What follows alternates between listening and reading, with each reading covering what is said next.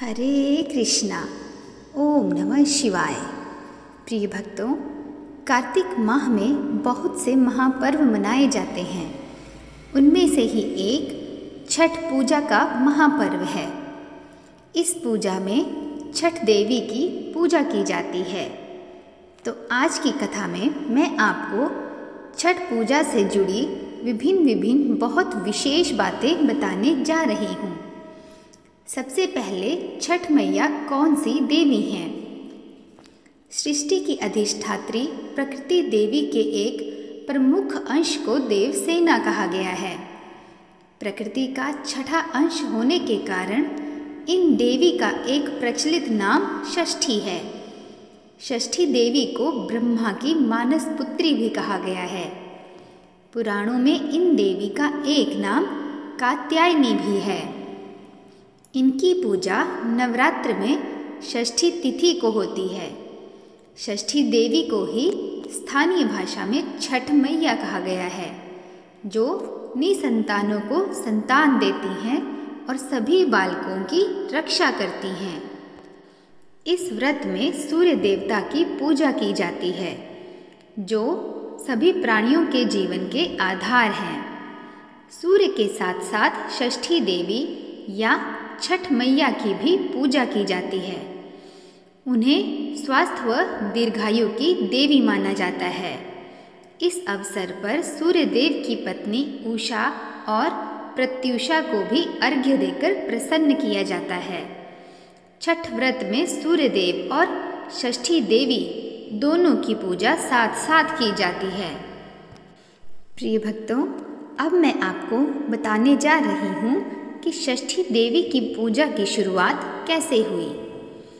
पुराणों की कथा अनुसार प्रथम पुरुष मनु स्वयंभू के पुत्र राजा प्रियव्रत को कोई संतान नहीं थी।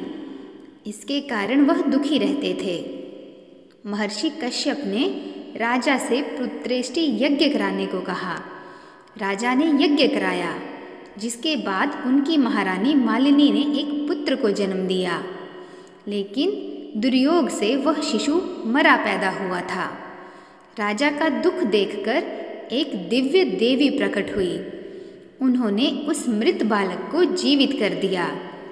देवी की इस कृपा से राजा अत्यंत प्रसन्न हो गए और उन्होंने षष्ठी देवी की स्तुति की। तभी से यह पूजा संपन्न की जा रही है। प्रिय भक्तों, छठ महापर्व की शुरुआत 17 नवंबर यानी आज से हो रही है। छठ को लोक आस्था का सबसे बड़ा पर्व माना गया है। 4 दिवसीय छठ पूजा की शुरुआत नहाय खाए के साथ होती है। छठ का व्रत बेहद कठिन होता है। इस दौरान व्रती को लगातार 36 घंटे का निर्जला व्रत रखना होता है। हिंदू पंचांग के अनुसार हर साल कार्तिक शुक्ल पक्ष की चतुर्थी के दिन नहाय खाए होता है और पौराणिक मान्यता अनुसार छठ पूजा के दिन छठी मैया और सूर्य देव की उपासना की जाती है। 4 दिवसीय छठ महापर्व के पहले दिन नहाय खाए, दूसरे दिन खरना, तीसरे दिन डूबते हुए सूर्य को अर्घ्य दिया जाता है।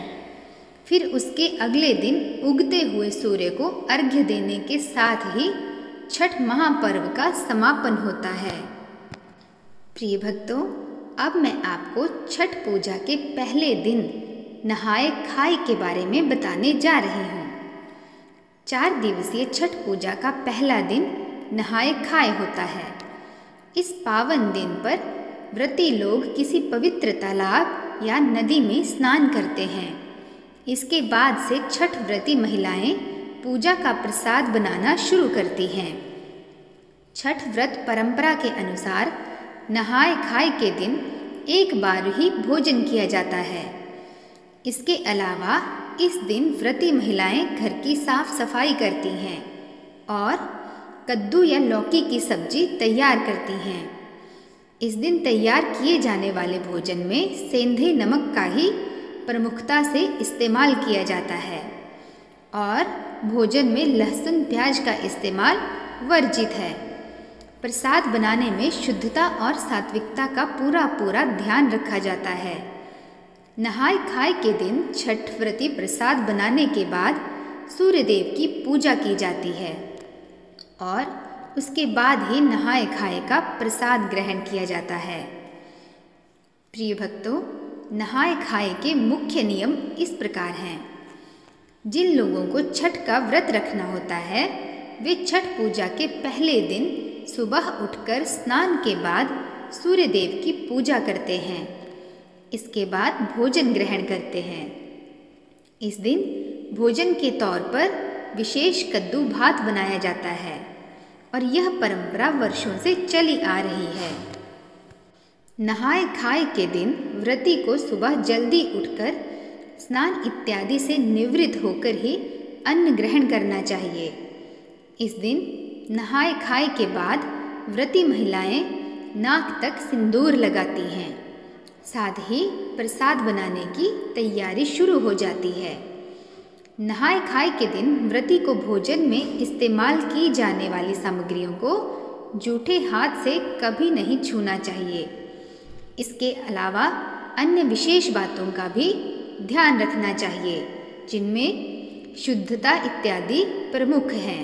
प्रिय भक्तों, आशा करती हूँ कि छठ पूजा के बारे में दी गई यह जानकारी आपको अत्यंत पसंद आई होगी। यदि आपको यह जानकारी पसंद आई हो तो चैनल को लाइक, शेयर तथा सब्सक्राइब अवश्य कीजिएगा। कल हम छठ पूजा के दूसरे दिन खरना के बारे में जानकारी प्राप्त करेंगे। मिलते हैं नेक्स्ट वीडियो में। तब तक के लिए जय षष्ठी मैया की। जय श्री कृष्णा। नमस्कार।